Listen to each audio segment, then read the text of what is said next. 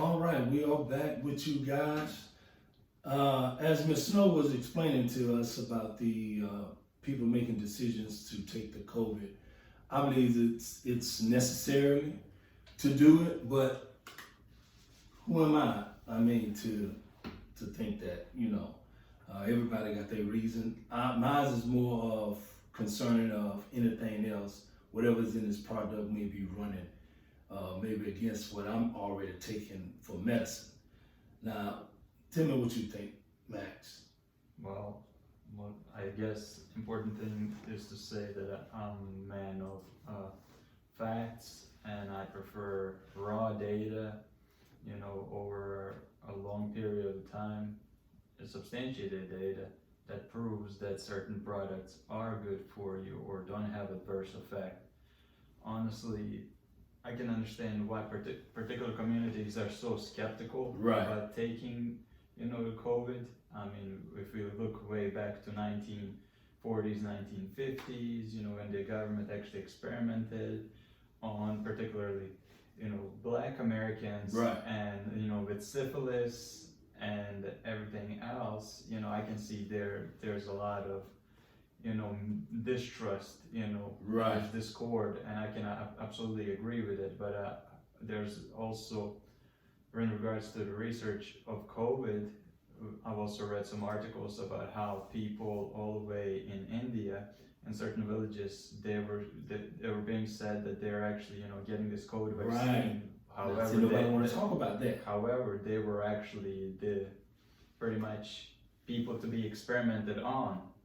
To see if it worked, pretty much to see if it worked. Exactly, they were the experimental group while they were being told that they're actually getting a vaccine. India supposed to be maybe kind of like a poor country or something like that. Why does poor countries always get those tests? Well, because they're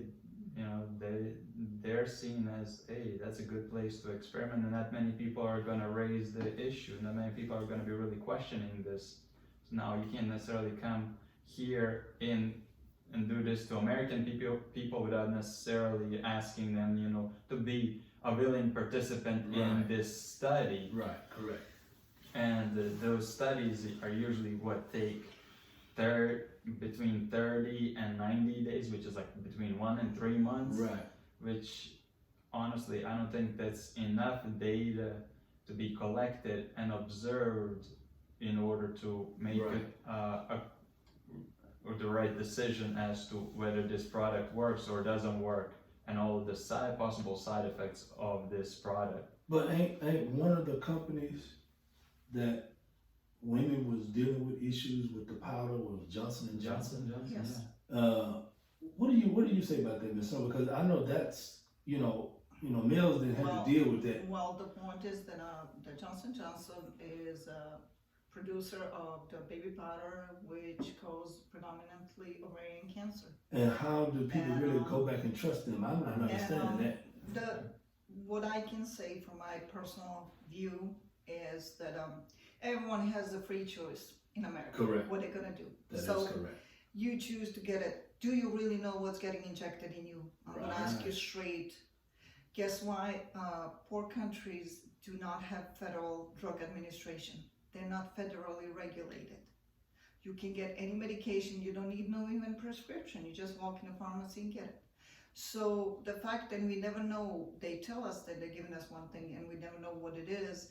And many countries have in history, maybe many people are not familiar, but yes, there is a history of the European countries in particular that they were experimented on since 1940s all the way to 1970s, and they always get experimental things, and they were always mandated to be injected into things, and they were developing all kinds of things when it comes to not just the side effects, but on a long-term diseases, liver disease, kidney disease, and all this stuff. And what part of Europe that was? Well, predominantly was northern part. Right. But as I say, also third world countries, to be specific. Just because you know about a foreign country doesn't mean it's a third world country. There are specific countries that are called third world countries. Why? Because all the wars, all the sales and all the arrangements come through that, even if it refers to the war, civil war, selling any type of weapons or experimenting with any type of drugs, with any type of agent that is used in the military. That's all done in those countries, and people don't talk about it. It's a hush hush, and people that die there, well, that's what they say. It's unfortunate. You have nobody to sue because you're not allowed to sue anybody, and that's how it ends. And then later on, you will find out from somebody who's brave enough to say something 30, 40 years later, well, by the way, what they did there, this is what it calls ABC. I mean, it sounds like to me it's picking on poor people. You ask me, that's just my view of it. That's well, not, Max, let's that just sounds like put it in poor perspective. Let's just put it in perspective, and Max will agree with me. Rich people have private jet and fly, but you can be mandated to have a vaccination book to go get on a plane because you don't have a private jet. You can't fly without being vaccinated. Simple explanation of the rich versus poor. That's, you know, again, it's like more poor people is regulated than those who is not poor. Of course. Or well off, or really, really wealthy, as we call them, the super rich. So to me, I think, yes, America have got some dark clouds over them. They just willing not to admit to that.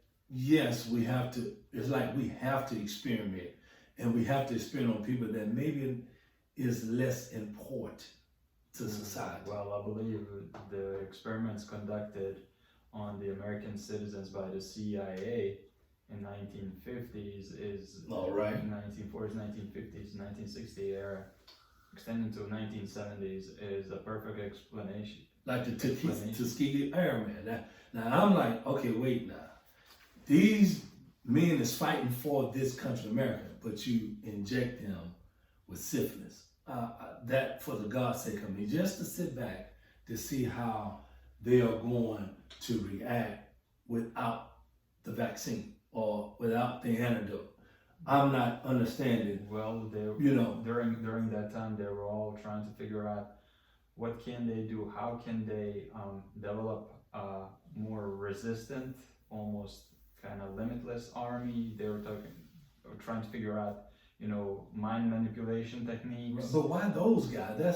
And when they fighting for you, well, it's a perfect experimental group if you think about it, because they're not necessarily up high ranking, and they're just pretty much people who just came in. So why not? Why don't we just experiment on them? And I'm gonna jump in on that one. That's because they already signed a contract to go anywhere you send them. So we're gonna base it on contract as well, not because I'm having a hard time. Their physical body to go somewhere. But you become a property of the United States. Oh. You're not necessarily just your person. You are the property of the United States. So now I become a property of a government that can give two shits about you. Okay, I just want to get. But think about it. Think about how they've done all the experiments on people. Using LSD. Right. Trying to figure out the mind effects, how you can control and manipulate people. Right. And then also you can go online and read about the Project Paperclip, and that was a famous project. What they did was, after death of Hitler, all of those German soldiers, those big scientists or doctors, they were just scattering around. They were trying to, get a fake name and get out there so they don't get, held accountable for their actions. And what Project Paperclip was about is pretty much extending the hand to those scientists or doctors, inviting them here, through Argentina. Right. And they would get a fake names or whatnot. And what they would do is they would utilize those people because they had so much knowledge. They had so much knowledge about the human body, the composition of human body, all these experiments that they did in concentration camps on people, man, with chemicals, with everything. You're talking about studies on twins. We're talking about just experiments of different types of weapons and chemical compounds on human beings. And the reason why we know so much about human body and capabilities of human body is through the knowledge we have obtained through those scientists and doctors Right. who've actually done it firsthand. But my question is, do y'all really think the COVID is safe? Can I just jump into fulfill what he was saying? This is what I want everybody to know. So this is a very opinionated show, and this is my opinion. Remember, every experimental group consists of the people that they don't know what they're getting, and every experimental group consists of giving a real medication and placebo in order to see how psychologically they will react to it. So when you see somebody very famous on a TV sitting getting injected and claiming that they're getting COVID-19 vaccine, ask yourself twice what they're getting injected with. Right. That's a wrap for me. Like, that's what I'm gonna say. COVID is now, how high percentage surviving we have surviving. COVID is nothing near the plague. A plague killed almost 1/3 of the population on this earth. Mm-hmm. So COVID is not as dangerous. So they And, really try to make and it many, out. and many people have survived it. Right. And then now, me personally, daily meeting with the people and seeing people who are going volunteering themselves to get those vaccines, and they're having all different side effects to that. Now you're right, because this guy, I'm not going to say his name, he told me he had his second shot, but the second shot caused him to have a fever and body aches. Mm-hmm. Now, of course, they kind of like said that COVID is like having a flu. Mm. And so if it's like having a flu, why give it a name? Why don't you just stay with the flu? I didn't say this question, asked this question several times, this question several times. Oh, it's just a stronger version of the flu. Virus. Or the virus. Okay. But I say, but virus, we know every virus. Then you go see the doctor, you had viral condition, whatever, influenza A, whatever it is. Right. I'm not gonna name them all right now. Guess what? You have to just let it run its course. They send you home. That's what they say. You drink the tea, you get something for the fever and the pains and aches, because all of them come with that. Get some lemonade and get some chicken noodle soup and try to sleep it off and let it run its course. They say, like in any of those viruses, you are contagious up to 5 days. So 3 to 5 days, stay away from everybody, and then you're good. Also, it's followed by the cough and everything else, high fever, everything. It's nothing that we've never seen before, never already experienced in our body, did not get introduced to. So I think so that this is more, I'm just waiting to see what's going to be a next virus. For me, because this is just a money-making, fast cash turnover. That's what I wanted to say. Because to me, it's more, you shut the world down, was it worth it? That's my thing. That's my question. Was it worth it to the American people to shut it down? People lost their jobs, people lost their homes, people lost a lot of stuff. And some lost some loved ones in that process. So was it worth it? Is the aim is really for population control, or is just a virus? Also, I have to add also, as you just mentioned it, this is what I wanted to add to it, that is, how come that you need to go through everything to qualify for the food stamps? Remember, Here we go. You have to bring all types of income, everything. Right. If your brother gave you $5, you have to disclose that. If you have anything, and it's really hard to qualify for that, yet you're getting COVID vaccine for free, provided by government. Free. That's all I'm gonna say. Max, what do you think on this? Well, because we're gonna move on. On one side of the spectrum, you have people claiming, "Oh, we need to reach herd immunity," and in order to reach herd immunity, 80 to 85% of the population needs to take the vaccine. Right. So, you know, I can see the argument for that being made. Now, in my opinion, I guess it's just my opinion. If you don't want to get the vaccine, you don't have to. That's just it. It should be my choice. As long as you stay away from people, you take those precautions. You haven't gotten sick. Guess what? You don't need to do that, and there's nobody who should be forcing you to, Correct. or trying to, you know, create these stipulations. Oh, that you should. Oh, well, you're going back to college. You need to take this. Right.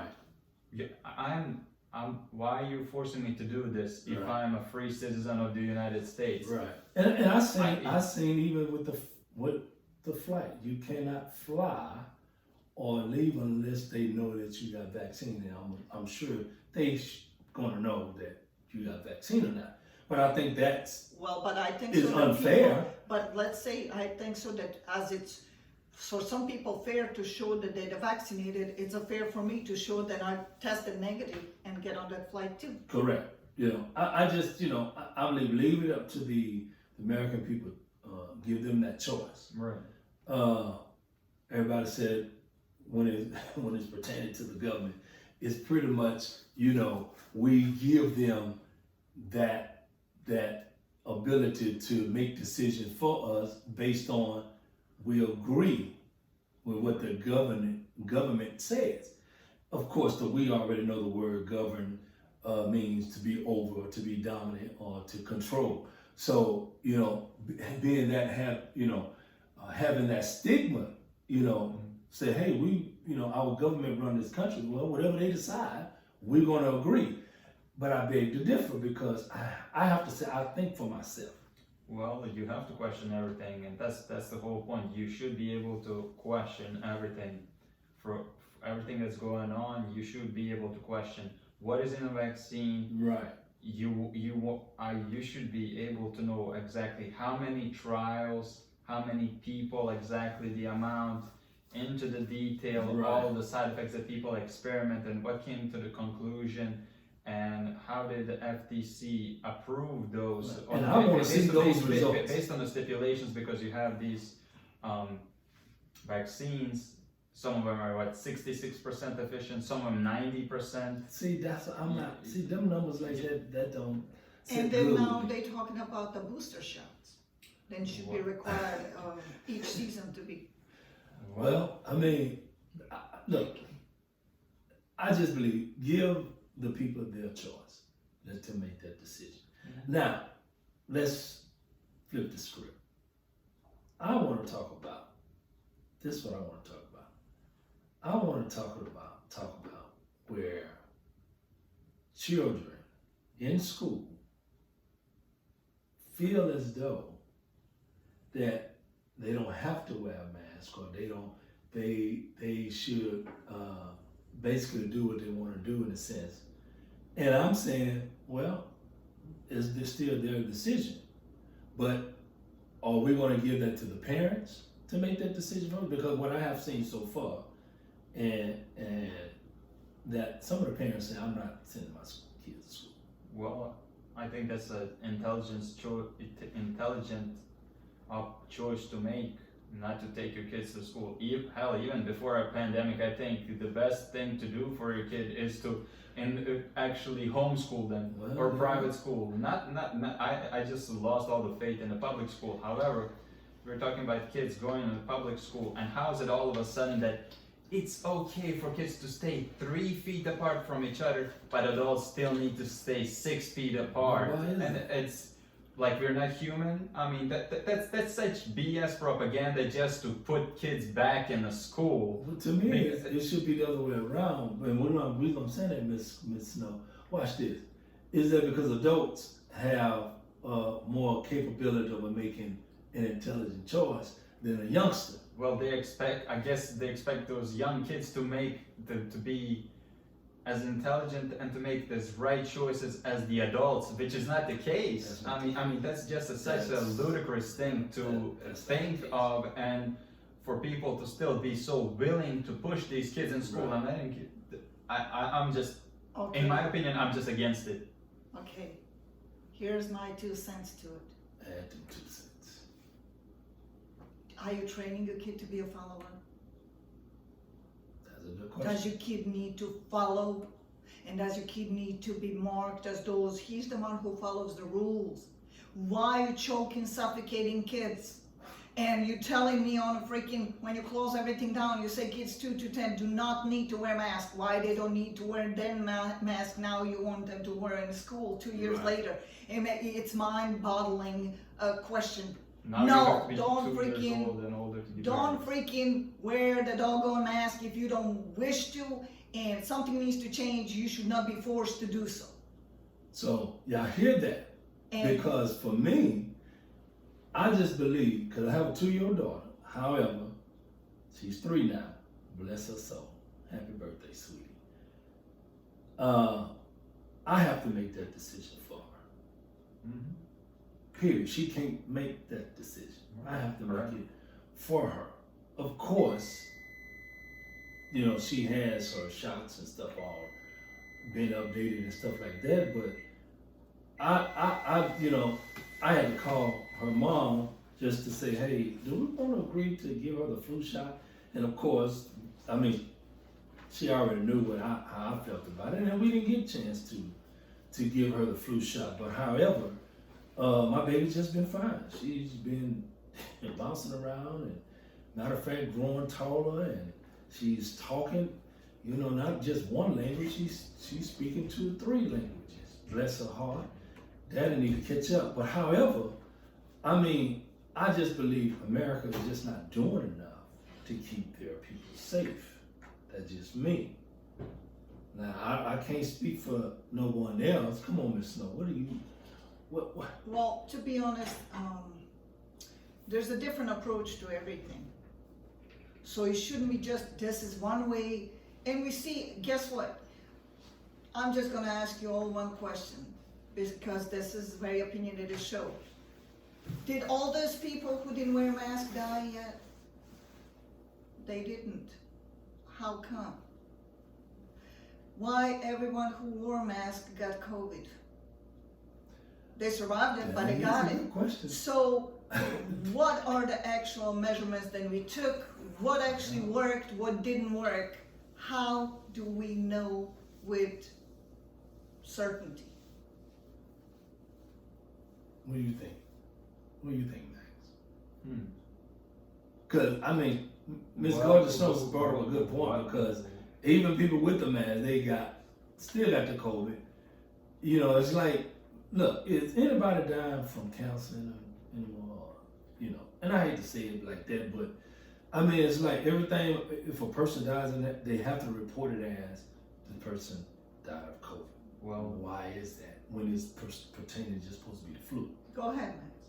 well, supposedly the very first time when we found out about COVID, why they created a mask mandate was to prevent the COVID from spread, to slow down the spread. Right. However, if we look at the numbers and how many people have gotten it, and people still continue to get it, the Right. question is, how effective are masks really? That's one of those questions that we should ask ourselves. And also, we've only been given so much what media has told us, and oftentimes we're never necessarily known all the facts and the data about the people who got it, the groups who got it the most. And this is an interesting point where they bring up, they say, oh, the poor communities are the most likely to get it. And it's such a stupid stereotype. That is stereotype. That is a stupid stereotype. At the end of the day, that's what it is. Honestly. Yeah. And my question is, why are you gonna just say that, about poor people, poor neighborhoods, poor communities, they're the ones? Well, first of all, I disagree with that type of statement. Right. I I agree with you. I disagree with that type of statement. My goal and to be able to create a solid, definitive decision based on the data, raw data and facts over a period of time Right. in a in a controlled environment. The studies and observations, all of those should be included before we make an actual decision as to what, how, when, why, from where, and what is the best way to deal with this. Also, what we should consider is all the people that were and that survived, because we only hear maybe, oh, this one heroic story of this one person who Right. survived or so. But I want to know about all of these people that were admitted. I want to know their age, their weight, their health issues. You know, were they course- smoker, were they drinker? Right. What is that connected all these people to get it in the first place, that made them prone to this virus? Yeah. That's what I really want to know. And they're gonna have, oh well, there's so many universities gonna say, oh well, we've done this study and in this trial and in this study. Yeah. To me, that's just not enough, and you don't necessarily have a large amount of people to actually create a substantial and believable enough study where facts, where all of this data kind of Right, matches with what's going on. And this is what they do. They have these trial studies, maybe like 1,500, 3,000 people, and that supposedly account for a larger part of the population. And honestly, Who they experiment on? that's just not enough. But Yeah. let's- Well, they have these test trials where people sign up, where they Right. get maybe certain little financial incentive to do so. Right. Yes, but let me just ask you a question, okay? Because you're IT guy.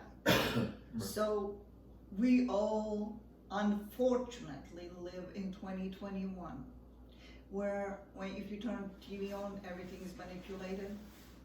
It's only one-sided. It's only manufactured a certain way. Same with the social media.